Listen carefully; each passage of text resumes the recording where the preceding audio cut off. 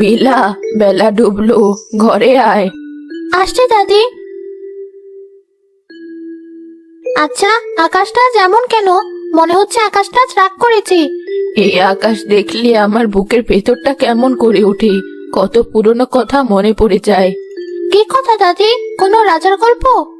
না, রাজার চেয়েও বড় এক পরীর গল্প, যার ছিল এক জাদুকরি পাখা। জাদুকরি পাখা? সেটা দিয়ে কি হতো? সেই পাখা যে ছুতো, তার মনের যে কোনো একটা ইচ্ছা পূরণ হয়ে যেত। সত্যি? তাহলে তো সবার সব দুঃখ মুছে যাওয়ার কথা। দুঃখ মোছা কি অত সোজা? শক্তি থাকলেই তার ভালো ব্যবহার সবাই করতে পারে না। লোভ বড় বালাই। এক ঝড়ের রাতে পরে সে পাখা খসে পড়েছিল আমাদের গ্রামের শেষের ওই গভীর বনে। তারপর কি হলো? কেউ খুঁজে পায়নি ওটা? অনেকেই চেষ্টা করেছিল, কত রাজা, কত সওদাগর, কিন্তু ওই বন সাধারণ বন নয়। ওখানে ঢুকলে নাকি দিকভুল হয়ে যায়। যারা লোভে পড়ে পাখার খোঁজে গিয়েছিল, তাদের আর কোনো খোঁজ মেলেনি। তাহলে পাখাটা এখনো ওখানেই আছে? কে জানে, হয়তো আছে, নয়তো মাটির সাথে মিশে গেছে। তবে আমার দাদির কাছে শুনেছিলাম, ওই পাখা কেবল তাকেই দেখা দেয় যার মন কাচের মতো স্বচ্ছ আর ইচ্ছাটা নিঃস্বার্থ।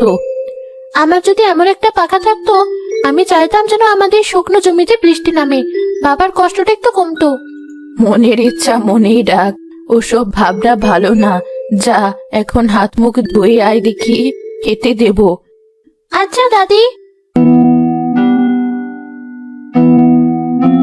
সব শুনেছিস তো? বুড়িটা কি কি বললো? জি হুজুর, কানে তো সবই গেল। জাদুকরি পাখার কথা বলছিল। হ্যাঁ হ্যাঁ হ্যাঁ, জাদুকরি পাখা। যদি এই গল্প সত্যি হয়, তাহলে আমার কপাল খুলে যাবে। এই পুরো গ্রাম, আশেপাশের সব জমি আমার হবে। আমি যা চাইবো তাই হবে, রাজা হব আমি। কিন্তু হুজুর, সবাই যে বলে ওই বনে যে যায় সে আর ফেরে না, ভূত পেত্নির আচর আছে। তোর বোকা, ওগুলো হলো গল্প, যাতে তোর মতো সাধারণ মানুষ ভয় পেয়ে ওদিকে না যায়। আসল জিনিস হলো সাহস আর বুদ্ধি। আমার কাছে দুটোই আছে। তাহলে এখন আমাদের কি করণীয় হুজুর? ওই মিলা নামের মেয়েটার উপর কড়া নজর রাখবি। ওর দাদি যখন এত কিছু জানে, তখন মেয়েটা ওই পাখার জন্য লোভ করবে। ও যদি পাখার খোঁজে বের হয়, আমরা ওর পিছু নেব। ও আমাদের জন্য পথ পরিষ্কার করবে। আর যদি না যায় ও? যেতে বাধ্য হবে। গ্রামের সবার খাজনা আরো বাড়িয়ে দেব। মানুষের পেটে যখন টান পড়বে, তখন জাদুর আশায় এমনিতেই ছুটবে। এখন যা, আমার অনেক কিছু ভাবার আছে।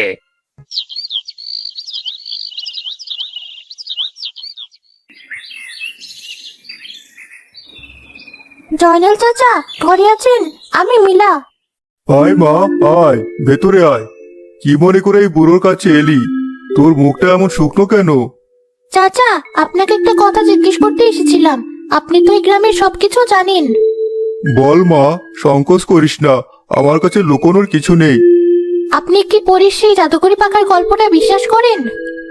বিশ্বাস অবিশ্বাসের ঊর্ধ্বে কিছু জিনিস থাকে মা, কিন্তু হঠাৎ এই কথা কেন? দাদির কাছে গল্পটা শুনেছি। আমি ভাবছিলাম, যদি পাখাটা খুঁজে পাওয়া যেত, তাহলে আমাদের গ্রামের কত উপকার হতো। পানির কষ্ট, ফসলের অভাব সব দূর হয়ে যেত। বসির চাচার অত্যাচারও হয়তো কমতো। তোর ইচ্ছাটা মহৎ মা, কিন্তু পথটা কাটায় ভরা। ওই পাখা শুধু ইচ্ছে পূরণ করে না, মানুষের মনকেও পরীক্ষা করে। যার মনে সামান্য লোভ থাকে, তার সর্বনাশ ডেকে আনে। আমার নিজের জন্য কোনো লোভ নেই চাচা, আমি শুধু গ্রামে সবার মুখের হাসিটা ফিরে পেতে চাই। আমি জানি মা, তোর মনটা পরিষ্কার, কিন্তু বশিরের মতো মানুষও তো গ্রামে আছে। যদি পাখাটা ওর হাতে পড়ে, তাহলে কি হবে একবার ভেবে দেখেছিস? গোটা গ্রাম শ্মশান হয়ে যাবে। আমি ওকে নিতে দেব না, কিন্তু আমি তো পথই চিনি না। কিভাবে খুঁজবো? কোথায় যাব? পথের কথা কেউ জানে না, তবে একটা কথা প্রচলিত আছে। উত্তরের গভীর বনে, সেখানে এক পুরনো বটগাছ আছে। লোকে বলে ওই গাছ হলো বনের আত্মা, সে নাকি বনের সব রহস্য জানে। পুরনো বট গাছ? হ্যাঁ, কিন্তু সেখানে পৌঁছানো সহজ নয়। আগে তোকে বনের প্রহরীর মন জয় করতে হবে। বনের প্রহরী? সে আবার কে? কেউ বলে সে এক জ্ঞানী পেঁচা, কেউ বলে সে এক অদৃশ্য শক্তি। আমি শুধু জানি, সৎ উদ্দেশ্যে আর অসীম সাহস ছাড়া তার সামনে দাঁড়ানো যায় না। তুই কি সত্যি যেতে চাস? সব জেনে শুনেও? হ্যাঁ চাচা, আমি চেষ্টা করে দেখতে চাই। তাহলে যা মা, আমার দোয়া তোর সাথে রইল, কিন্তু খুব সাবধানে থাকিস। আর মনে রাখিস, সবচেয়ে বড় জাদু হলো সাহস আর দয়া। মিলা, দাঁড়া, এই সাত সকালে পটলি নিয়ে কোথায় যাচ্ছিস? জামিল, তুই এখানে? আমি একটু বনের দিকে যাচ্ছিলাম কিছু ঔষধি গাছ আনতে। মিথ্যা বলছিস, তোর চোখ অন্য কথা বলছে। আমি তোকে জয়নাল চাচার বাড়ি থেকে বেরিয়ে আসতে দেখেছি। তোর মুখটা খুব গম্ভীর। সত্যি করে বল, কি হয়েছে? তুই বুঝবি না জামিল, এটা আমার একার লড়াই। বন্ধু ভাবলে নিশ্চয় বুঝবো। আমাকে খুলে বল, আমরা তো একসাথে বড় হয়েছি। তোর কোনো বিপদ হলে আমি কি পড়ে থাকতে পারি? আমি পরে সেই জাদুকরি পাখাটা খুঁজতে যাচ্ছি। কি, তুইও সব বড়দের গল্প বিশ্বাস করিস? ওগুলো সব বানানো কথা। না জামিল, বানানো নয়। আর যদি হয়ও, আমি একবার চেষ্টা করে দেখতে চাই। আমাদের গ্রামের অবস্থা দেখেছিস? সবার মুখে শুধু হতাশা। যদি সামান্য একটা আশার আলো থাকে, আমি সেটা হাতছাড়া করতে চাই না। কিন্তু তুই একা যাবি ওই ভয়ঙ্কর বনে? যদি কোনো বিপদ হয়, যদি পথ হারিয়ে ফেলিস? যা হওয়ার হবে, আমি ভয় পাই না। তোর একা যাওয়ার কোনো দরকার নেই, আমিও তোর সাথে যাব। না জামিল, আমি তোকে বিপদে ফেলতে পারি না। এটা খুব বিপজ্জনক। বন্ধুত্ব মানে শুধু খেলার সাথে হওয়া নয়, বিপদে পাশে দাঁড়ানোর নামই বন্ধুত্ব। আমি তোকে একা ছাড়তে পারবো না। চল, একসাথে যাই। যা হবে দুজনে মিলে সামলে নেব। চল তাহলে।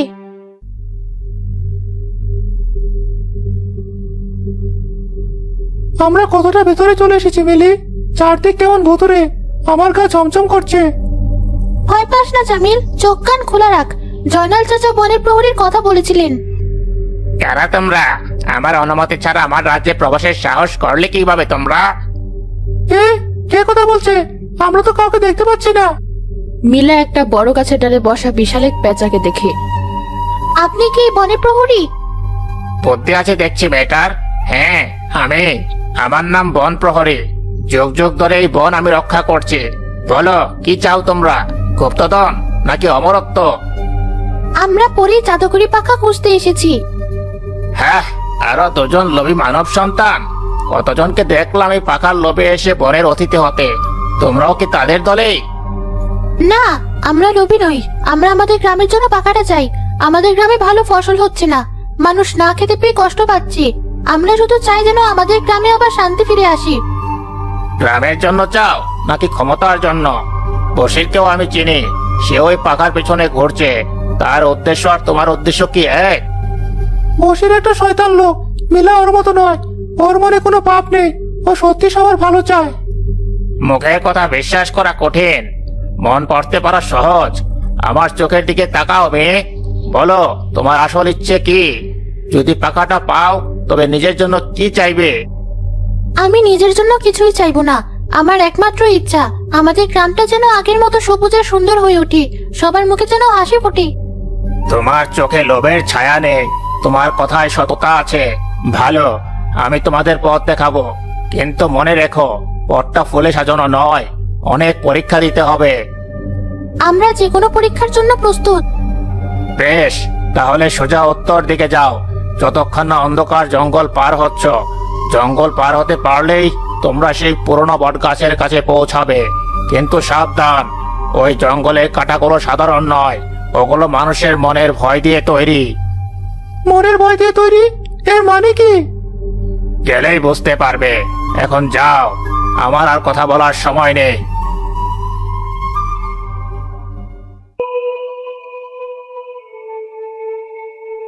মিলা, দেখ, ওটাই কি সেই অন্ধকার জঙ্গল? কি ভয়ঙ্কর দেখাচ্ছে। মনে হচ্ছে গভীর রাত হয়ে আছে। হ্যাঁ, মনে হচ্ছে এটাই। চল, সাবধানে এগোতে হবে।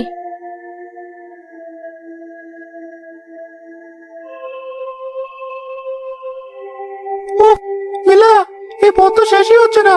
মনে হচ্ছে একই জায়গায় বারবার ঘুরছি। কই, সব ঠিকই তো আছে।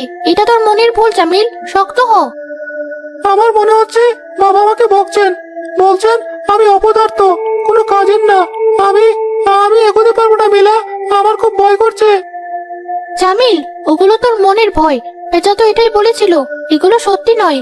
তুই সাহসী, তুই আমার সবচেয়ে ভালো বন্ধু। তুই পারবি।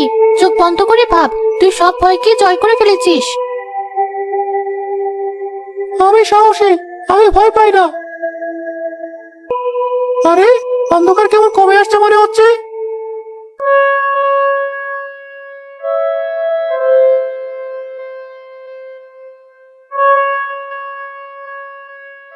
দাদি কাঁদছে।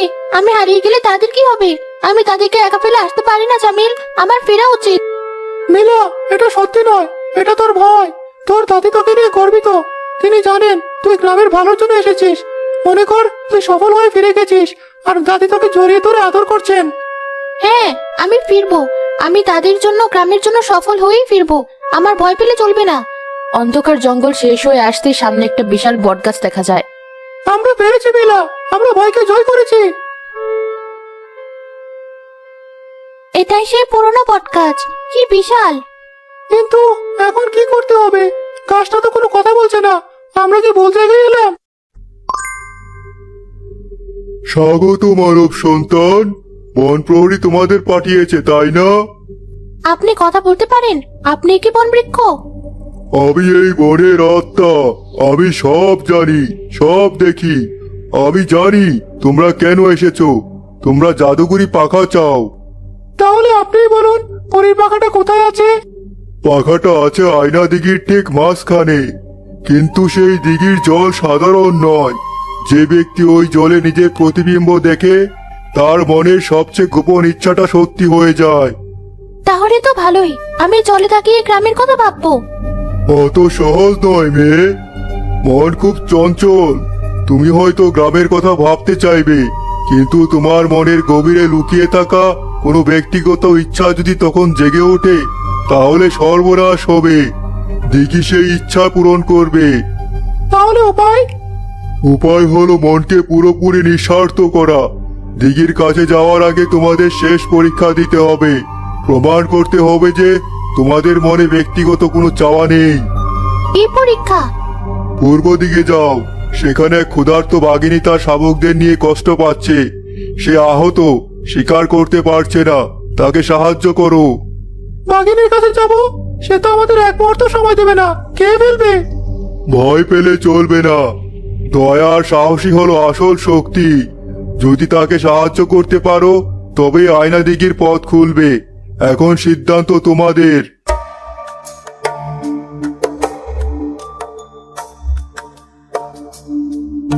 মিলা, তুই কি সত্যি বাঘিনীর কাছে যাবি? এটা পাগলামি, ফিরে চল। জামিল, আমরা এত দূর এসে ফিরে যেতে পারি না। নিশ্চয় কোনো উপায় আছে। ওরা তো শুধু ক্ষুধার্ত, শয়তান তো নয়। চল গিয়ে দেখি। ওই দেখ, বাঘিনীটা শুয়ে আছে আর বাচ্চাগুলো খিদে কাঁদছে। মনে হচ্ছে ও সত্যি অসুস্থ। কি করবো আমরা? ওর কাছে খাবার নিয়ে যাব? আমাদের কাছে তো শুধু শুকনো রুটি আর কিছু ফল আছে। আমার পুটলিতে দাদির দেওয়া একটা ওষুধের গাছের মূল আছে, হয়তো এটা ওর কাজে লাগতে পারে। কিন্তু আমরা কাছে গেলে তো ঝাঁপিয়ে পড়বে। আমরা ভয় পাবো না, আমরা ওকে বোঝাবো যে আমরা সাহায্য করতে এসেছি।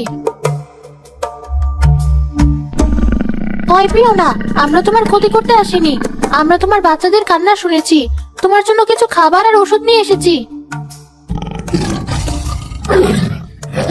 পালিয়ে আয়, ও আক্রমণ করবে।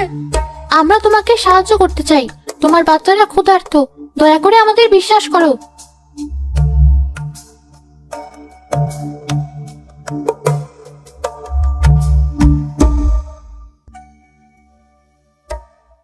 ও আমাদের কিছু করলো না, বিশ্বাসই হচ্ছে না। ওর চোখে আমি রাগ দেখিনি, কষ্ট দেখেছি। সব মায়ের মনে একরকম। বাঘিনীটা খাওয়া শেষ করে তার বাচ্চাদের কাছে ফিরে যায়। হঠাৎ গুহার দেয়ালের একটা পাথর সরে যায় আর আয়না দিঘির পথ দেখা যায়। বনবৃক্ষ ঠিকই বলেছিল, চল এবার আয়না দিঘির দিকে।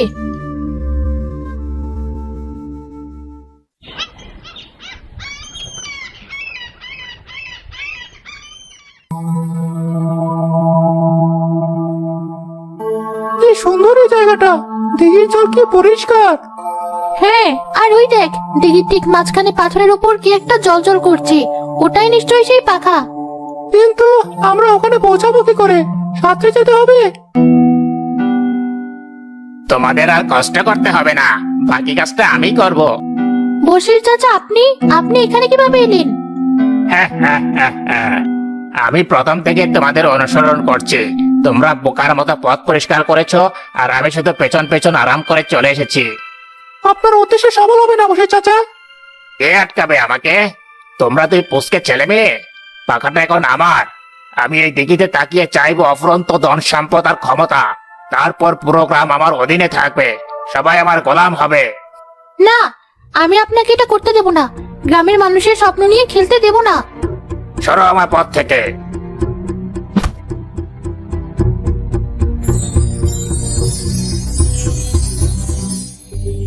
থামো, আমার জাদুকরি পাখার অপমান করো না লোভী মানুষ। কে কে তুমি? ভূত? আমি ভূত নই, আমি পরি আলিয়া। এই পাখা আমার। তোমরা লোভী মানুষেরা এর যোগ্য নও। আমি আমি তো শুধু আমার ভাগ্য বদলাতে চেয়েছিলাম, এতে দোষের কে আছে? মিথ্যে কথা। তোমার মনে শুধু ক্ষমতা আর অর্থের লোভ। তুমি যদি এই দিঘির জলে তাকাতে, তোমার লোভ তোমাকে এক ভয়ঙ্কর দৈত্যে পরিণত করত। তুমি নিজেই নিজের সর্বনাশের কারণ হতে। পরি, আমরা এই পাখাটা নিজেদের জন্য চাইনি, আমরা গ্রামের সবার জন্য চেয়েছিলাম। আমি জানি মেয়ে, আমি শুরু থেকেই তোমাদের দেখছি। তোমরা বনের প্রহরীকে সত্য বলেছো, ভয়ের জঙ্গল পার হয়েছো সাহস দিয়ে, আর ক্ষুধার্ত বাঘিনীকে দয়া দেখিয়েছো। তোমরা এই পাখার আসল যোগ্য অধিকারী। না, এটা হতে পারে না। টাকাটা আমার, আমি এত কষ্ট করে এসেছি। বসির পাখাটার দিকে ঝাঁপ দিতে যায়, কিন্তু পরীর ইশারায় সে এক পাও নড়তে পারে না। তোমার শাস্তি হলো তুমি এই বনে পথ হারিয়ে ঘুরতে থাকবে যতক্ষণ না তোমার মন থেকে সব লোভ দূর হচ্ছে। মিলা, তুমি এখন দিঘির দিকে তাকাও। তোমার মনে সবচেয়ে পবিত্র ইচ্ছাটা প্রকাশ করো। আমি কি পারবো যদি আমার মনে অন্য কোনো ইচ্ছা এসে যায়? যদি আমি ভুল করে ফেলি? তুই পারবি মিলা, তোর চেয়ে ভালো মনার কারণে। শুধু গ্রামের কথা ভাব, আমাদের সবার কথা ভাব।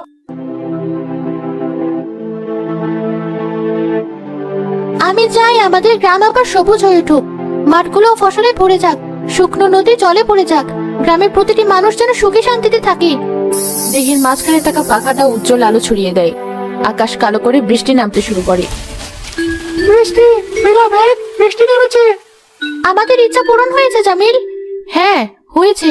তোমার নিঃস্বার্থ ইচ্ছার জোরে আমার পাখা আজ সবচেয়ে শক্তিশালী জাদু দেখিয়েছে। এই পাখা এখন তার সব শক্তি হারিয়েছে। এটা এখন একটা সাধারণ পাখা মাত্র। এটা তুমি তোমার কাছে রাখো। এটা তোমার সাহস আর দয়ার প্রতীক হয়ে থাকবে। আপনাকে অনেক ধন্যবাদ পরি আলিয়া। ধন্যবাদ তোমাদের প্রাপ্য। তোমরা শিখিয়ে দিলে যে সবচেয়ে বড় জাদু কোনো পাখায় থাকে না, থাকে মানুষের সুন্দর মনে। আমি এখন আবার রাজ্যে ফিরে যাই। ভালো থেকো। চল মিলা, এবার বাড়ি ফেরা যাক। সবাই হয়তো আমাদের জন্য অপেক্ষা করছে।